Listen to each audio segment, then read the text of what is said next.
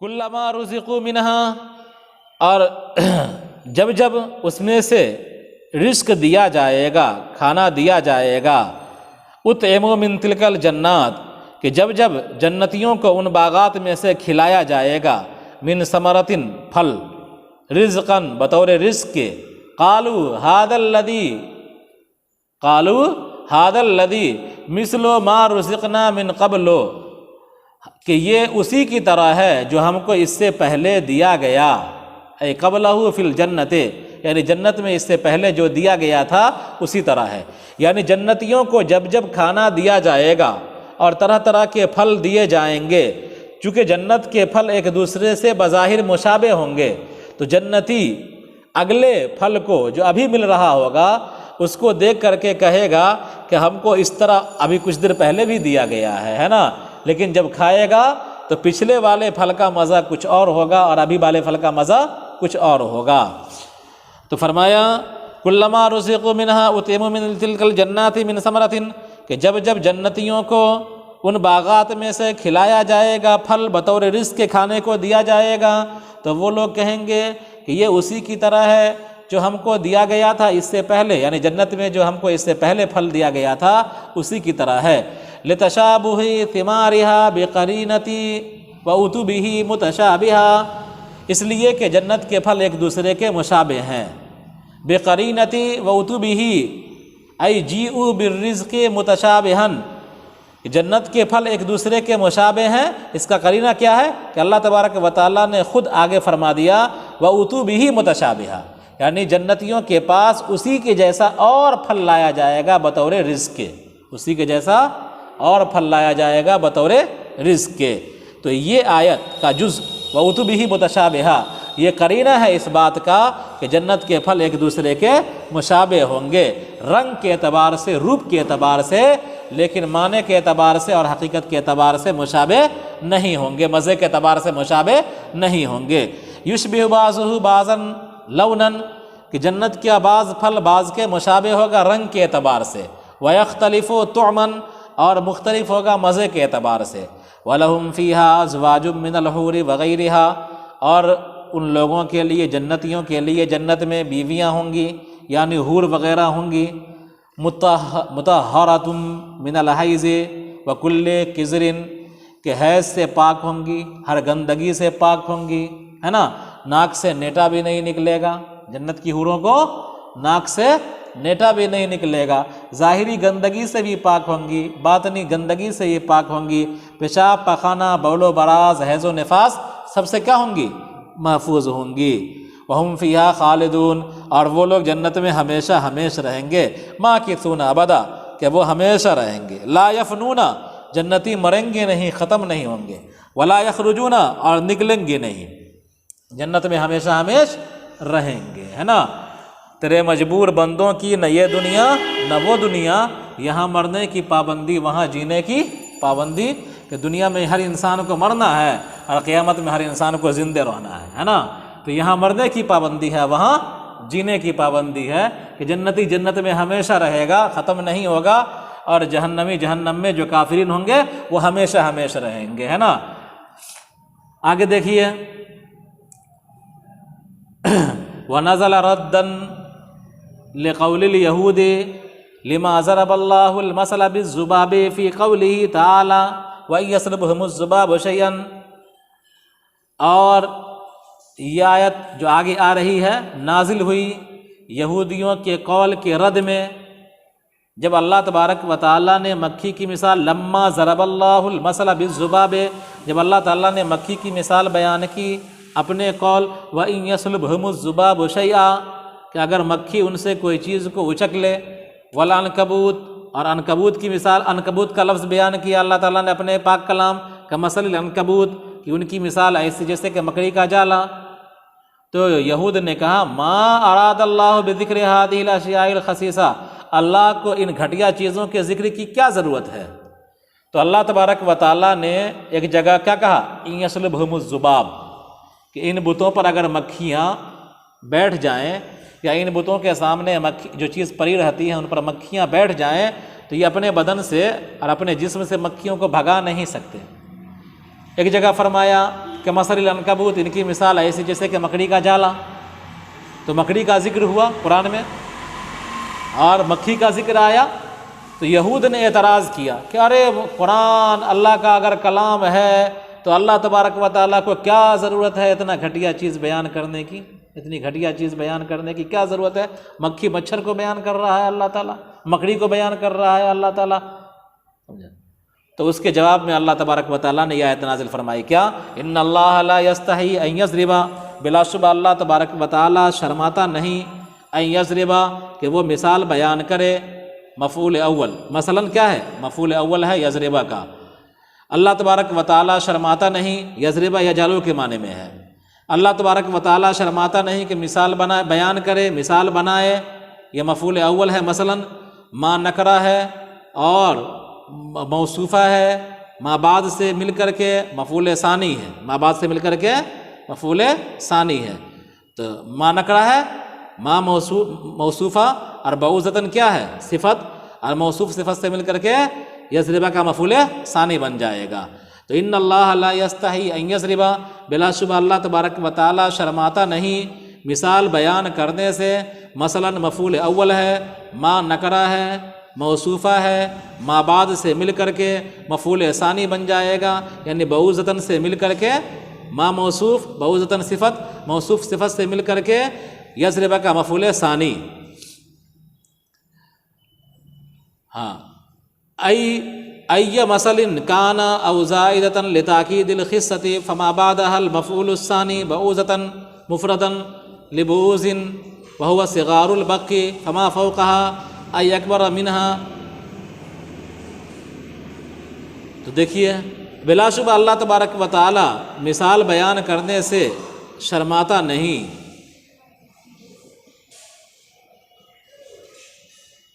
ما نکرہ موصوفہ سے مل کر کے مفعول ثانی بن جائے گا، ما نکرہ موصوفہ ہے، ما بعد سے مل کر کے مفعول ثانی بن جائے گا۔ ای مثل، یعنی کوئی بھی مثال بیان کرنے سے اللہ تبارک و تعالیٰ شرماتا نہیں ہے نا، کوئی بھی مثال ہو، ای مثل کانا، کوئی بھی مثال ہو ہے نا، اس کو بیان کرنے سے اللہ تبارک و تعالیٰ شرماتا نہیں ہے۔ یہ اس صورت میں مانا ہوگا جب ہم کیا کریں گے؟ ما کو موصوفہ مانیں گے، یا ہم ما کو زائدہ مانیں گے، او زائدتاً، یا ما زائدہ ہے لتاکید الخصۃ، خصت کی تاکید کے لیے آئے، کس کے لیے؟ خصت کی تاکید کے لیے، یعنی کفار جو اعتراض کر رہے ہیں، چاہے یہود جو اعتراض کر رہے ہیں، تو وہ مثلاً تو بیان کر دیا، اور ما جو آیا تو ذلت والی چیز کی تاکید کو بیان کرنے کے لیے آیا، یعنی انتہائی گھٹیا چیز کو بیان کرنے کے لیے آیا۔ تو فما بعدها المفعول الثانی، تو اس کا ما بعد مفعول ثانی ہوگا، کس کا ہوگا؟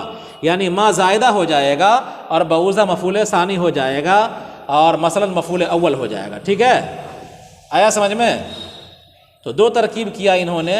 پہلی ترکیب یہ کیا کہ یضربہ کا مفعول اول مثلاً قرار دیا، اور ما جو ہے ما اس کو موصوفہ نکرہ مان کر کے بعوضتاً کو اس کی صفت قرار دیا، اور صفت موصوف سے مل کر کے مفعول ثانی بنا دیا۔ ٹھیک ہے، ایک صورت۔ دوسری صورت یہ ہوئی کہ ما کو زائد مان لیا گیا، کس کا مان لیا گیا؟ زائد، اور بعوضتاً کا جو لفظ ہے اس کو ڈائریکٹ مفعول ثانی مان لیا گیا ہے نا، تو ما زائد ہو گیا، ایکسٹرا ہو گیا۔ تو بلا شبہ اللہ تبارک و تعالی مثال بیان کرنے سے شرماتا نہیں ہے۔ کسی بھی چیز کی مثال ہو، ما نکرہ ہے، موصوفہ ہے، ما بعد سے مل کر مفعول ثانی ہے، ای مثل کانا، جو بھی مثال ہو اللہ تبارک و تعالیٰ اس کے بیان کرنے سے شرماتا نہیں، یہ مطلب ہوگا۔ یا ما زائدہ ہے، خصت کی تاکید کے لیے ہے کہ اس کا ما بعد مفعول ثانی ہے۔ بعوضتاً مفرداً لبعوض، بعوضتاً کیا ہے؟ مفرد ہے بعوض کا، کس کا؟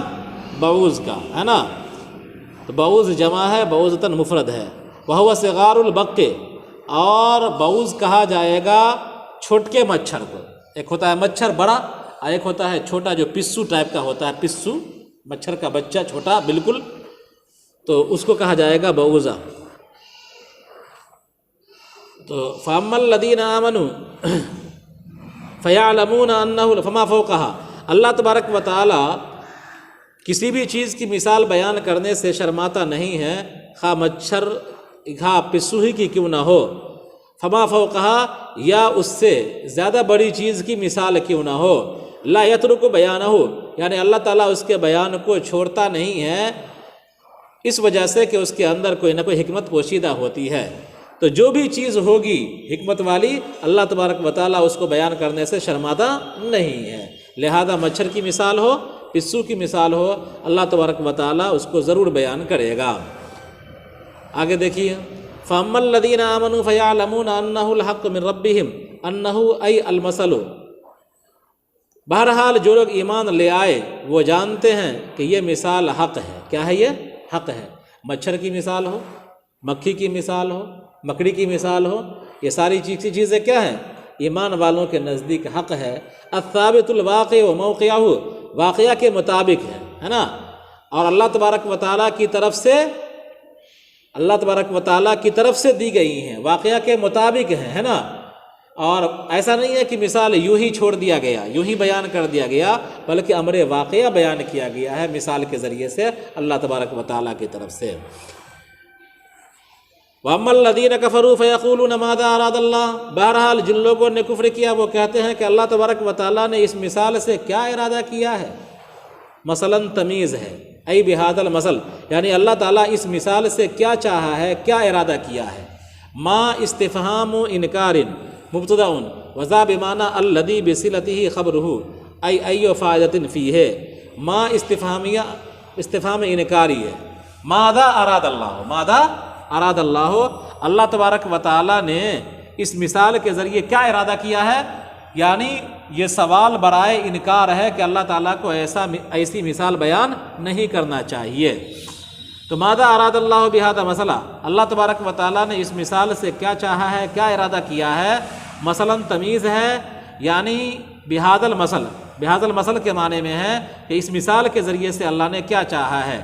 ما استفہام انکاری ہے، مبتدا ہے، اور ذا الذی کے معنی میں ہے اپنے صلے کے ساتھ اس کی خبر ہے نا، ذا ماذا ہے نا، ما ہے نا، ما استفہام انکاری ہو گیا اور ذا مبتدا بن جائے گا ہے نا، اور ذا اراد اللہ، ذا بن جائے گا اسم موصول، اور اراد اللہ بہذا مسئلہ فعل فاعل ممیز تمیز جار مجرور پورا ملا کر کے صلہ بن جائے گا کس کا، ذا موصول کا، اور ذا موصول اپنے صلہ سے مل کر کے کیا بن جائے گا، خبر بن جائے گی۔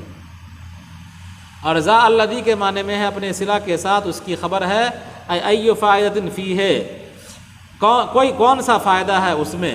اللہ تبارک و تعالیٰ نے ان کے جواب میں فرمایا، یضل بہ بہذا المثل کثیرا عن الحق لکفرہم ویہدی بہ کثیرا من المؤمنین لتصدیقہم بہ وما یضل بہ الا الفاسقین الخارجین عن طاعتہ۔ ان مثالوں کے بیان میں حکمت یہ ہے، اللہ تعالیٰ ان کا جواب دیتے ہوئے فرماتا ہے کہ ان مثالوں کے بیان میں حکمت یہ ہے کہ اس مثال کے ذریعے اللہ تعالیٰ بہتوں کو حق سے گمراہ کر دیتا ہے، کفر کرنے کی وجہ سے، انکار کرنے کی وجہ سے، اور اس کے ذریعے سے بہتوں کو ہدایت دے دیتا ہے تصدیق کی وجہ سے۔ چاہے مکھی کی مثال ہو، چاہے مچھر کی مثال ہو، چاہے پسو کی مثال ہو، چاہے مکڑی کی مثال ہو، مومنین تصدیق کرتے ہیں ان کی ہدایت بڑھ جاتی ہے، اور کافرین انکار کرتے ہیں ان کا کفر بڑھ جاتا ہے نا۔ تو یہ مثال ہدایت کا بھی ذریعہ ہے اور گمراہی کا بھی ذریعہ ہے۔ ایمان والے ان مثالوں کی تصدیق کر کے ہدایت پاتے ہیں، اور کافرین ان مثالوں کو جھٹلا کر کے گمراہی خریدتے ہیں، ہے نا۔ وما یضل بہ الا الفاسقین، اور اس کے ذریعے سے گمراہ نہیں کرتا اللہ تعالیٰ مگر فاسقین کو۔ فاسقین سے مراد جو اللہ کی اطاعت سے نکلے ہوئے لوگ ہیں، انہی کو اللہ تعالیٰ اس کے ذریعے سے گمراہ کرتا ہے۔ الذین ینقضون عہد اللہ ما عہدہ الیہم فی الکتاب من الایمان بمحمد صلی اللہ علیہ وسلم من بعد میثاقہ توکیدہ علیہم ویقطعون ما امر اللہ بہ ان یوصل من الایمان بالنبی صلی اللہ علیہ وسلم والرحیم وغیر ذالک۔ اور جو لوگ اللہ کے عہد کو توڑتے ہیں، جو لوگ اللہ کے عہد کو توڑتے ہیں، تو الذین یہ کیا ہے، صفت بن جائے گا کس کا، فاسقین کا۔ فاسقین موصوف ہے، اور الذین جو آگے جملہ آ رہا ہے یہ پورا جملہ موصول صلہ سے مل کر کے صفت بن جائے گا، تو اسی لیے الذین کے بعد کیا لکھ دیا ہے، نعت۔ کس کی نعت ہوگی، کس کی صفت ہوگی؟ الفاسقین کی۔ کس کی؟ الفاسقین کی۔ الذین نعت، الذین صفت ہے الفاسقین کی، ینقضون عہد اللہ، جو لوگ اللہ کے عہد کو توڑتے ہیں۔ کون سا عہد کو؟ ما عہدہ الیہم، اللہ تعالیٰ نے ان سے عہد لیا تھا ان کی کتابوں میں، یعنی اہل کتاب سے اللہ تعالیٰ نے نبی کریم صلی اللہ علیہ وسلم کے متعلق ان کی کتابوں میں، تورات میں اور انجیل میں عہد لیا تھا کہ نبی کریم صلی اللہ علیہ وسلم تمہارے زمانے میں آ جائیں گے تو تم ان پر ایمان لے آؤ گے۔ تو جو لوگ اللہ کے عہد کو توڑتے ہیں، اس عہد کو جو اللہ نے ان سے لیا تھا ان کی کتاب میں محمد صلی اللہ علیہ وسلم پر ایمان لانے کا، من بعد میثاقہ، اس کو پختہ کرنے کے بعد، وَيَقْطَعُونَ مَا أَمَرَ اللَّهُ بِهِ، اور کاٹتے ہیں اس چیز کو جس کو اللہ نے جوڑنے کا حکم دیا ہے۔ کیا مطلب؟ کس چیز کو جوڑنے کا؟ کس نبی کریم صلی اللہ علیہ وسلم کے ساتھ نبی کریم صلی اللہ علیہ وسلم پر ایمان لا کر اپنے آپ کو حضور سے جوڑنے کا حکم دیا تھا اللہ تعالیٰ نے، ہے نا؟ اپنے آپ کو قرآن سے جوڑنے کا حکم دیا تھا اللہ تعالیٰ نے، اپنے آپ کو اللہ سے جوڑنے کا حکم دیا تھا اللہ تعالیٰ نے۔ اسی طرح قرابت داری اور رشتہ داری، اس کو بھی جوڑنے کا اللہ تعالیٰ حکم دیتا ہے نا۔ تو فرمایا کہ وَيَقْطَعُونَ مَا أَمَرَ اللَّهُ بِهِ، اور کاٹتے ہیں اس چیز کو جس کو اللہ نے جوڑنے کا حکم دیا تھا۔ اور کس چیز کو جوڑنے کا حکم دیا تھا؟ کہ حضور صلی اللہ علیہ وسلم پر ایمان لا کر کے اپنا رشتہ اللہ اور اس کے رسول سے جوڑنے کا حکم دیا تھا۔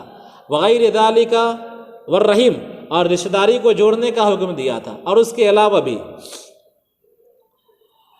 ہاں آگے دیکھیے، وَأَن بَدَلٌ مِّن ضَمِيرِ بِهِ وَيُفْسِدُونَ فِي الْأَرْضِ بِالْمَعَاصِي وَالتَّعْوِيقِ عَنِ الْإِيمَانِ أُولَٰئِكَ الْمَوْصُوفُونَ بِمَا ذُكِرَهُمْ الْخَاسِرُونَ لِمَصِيرِهِمْ إِلَى النَّارِ الْمُؤَبَّدِ عَلَيْهِمْ، اور ان جو ہے بدل ہے، ان کیا ہے؟ بدل ہے ضمیر سے، ہے نا؟ بہی کے اندر ضمیر ہے نا، بہی بن جائے گا مبدل منہ، اور ان یوصلا پورا جملہ معنی مصدر کی تعویل میں ہو کر کے کیا بن جائے گا؟ ہو سے بدل، اور بدل مبدل منہ سے مل کر با کا مجرور ہو جائے گا، ہے نا؟ اور جار مجرور سے مل کر امارہ سے جڑ جائے، کس سے جڑ جائے گا؟